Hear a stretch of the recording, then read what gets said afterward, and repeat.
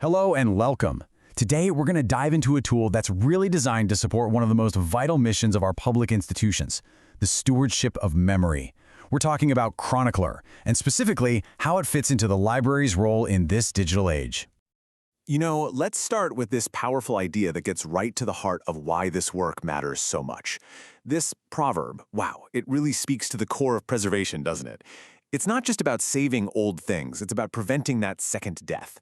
It's all about ensuring that stories and names continue on, and that is a mission libraries have been championing for centuries. So, before we even touch on any new technology, let's just establish some common ground.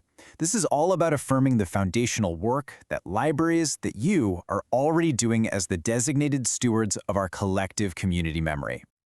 This slide right here is basically just a reflection of your daily work. You are the keepers of local history, the guardians of those incredible oral traditions, the curators of archival photos, community records, and all that genealogical data.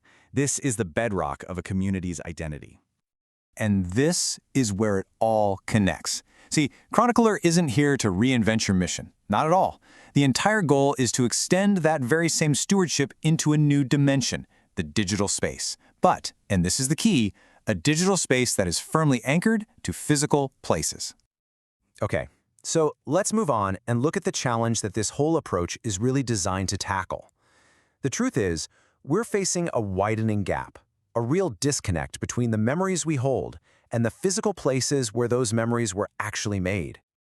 And this slide really gets to the heart of the modern paradox we're all dealing with. On one hand, you have your physical archives, which are just incredibly rich with context, but they're stuck in one building. Then, on the other hand, you've got these digital collections, which are wonderfully accessible to everyone, but they often just float free from the geographic context that gives them their deepest meaning. This isn't just some theoretical problem. We can see local knowledge actively disappearing as generations pass. It's genuinely hard to connect that old photo in an archive to the actual street corner it shows. And as this keeps happening, our physical places risk becoming anonymous, completely stripped of the stories that make them unique. So the big question is, how do we bridge this gap?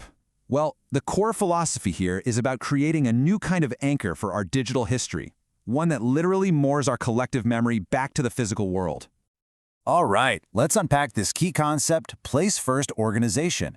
This is the fundamental principle. It means that instead of just organizing information in a database or some kind of feed, we start with the map.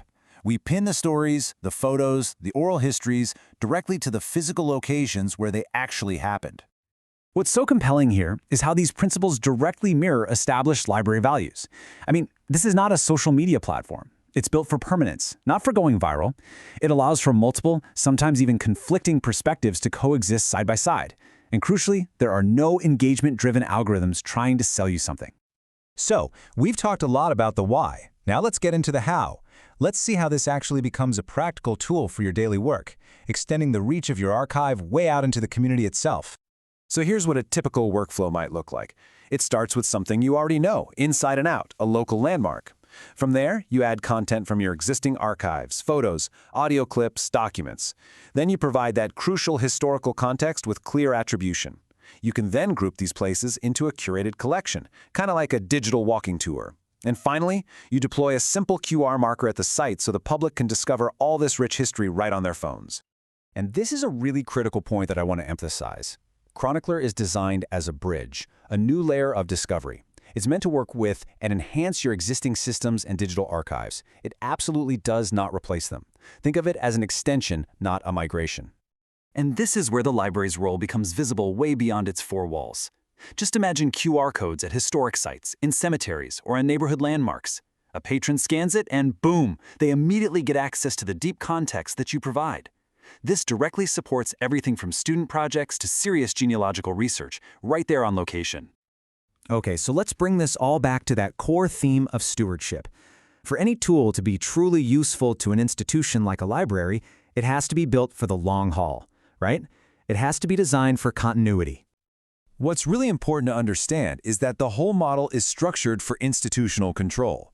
The library holds the main admin account, and from there, you manage your own staff who contribute the content. This ensures a clear line of accountability and stewardship that just fits right into your existing structure.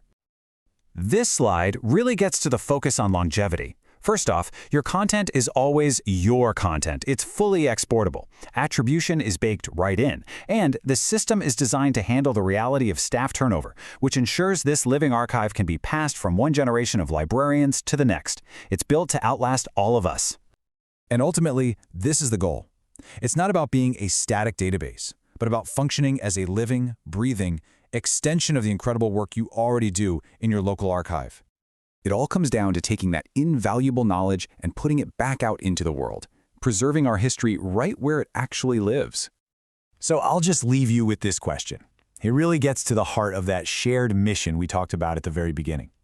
In an age where memory is feeling more and more fragile, how will your community, with the library as its steward, ensure its most essential stories endure for all the generations to come? Chronicleer. Every place has a story.